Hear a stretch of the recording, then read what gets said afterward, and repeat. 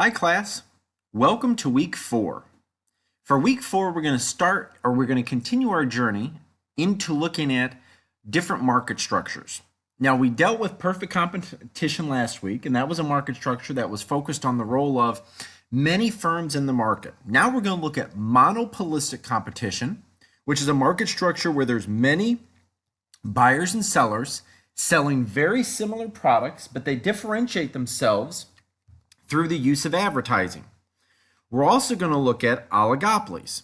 An oligopoly market structure is a market structure where there's few firms in the market and they have extremely high barriers in the market. And given that they have high barriers, it's very hard for them to get into the market.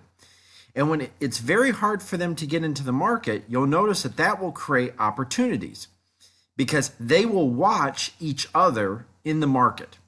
Now, if you look at monopolistic competition in other markets, there's many firms available in the market. And given that there's so many firms, it's hard to really figure out, it's hard to impact the amount of competition that's coming in.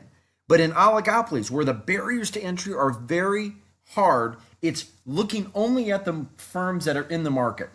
Now, examples of this is airlines for oligopolies. Monopolistic competition would be more like Starbucks, Dunkin' Donuts, fast food restaurants.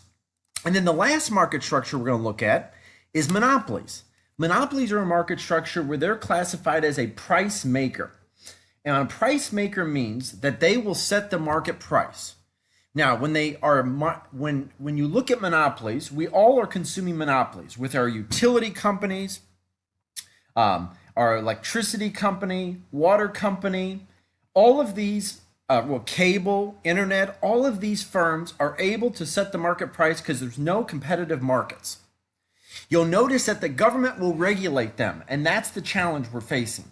Because how do we ensure that competition exists and prices are fair? So these are some of the examples we're going to look at this week as I look forward to your effort.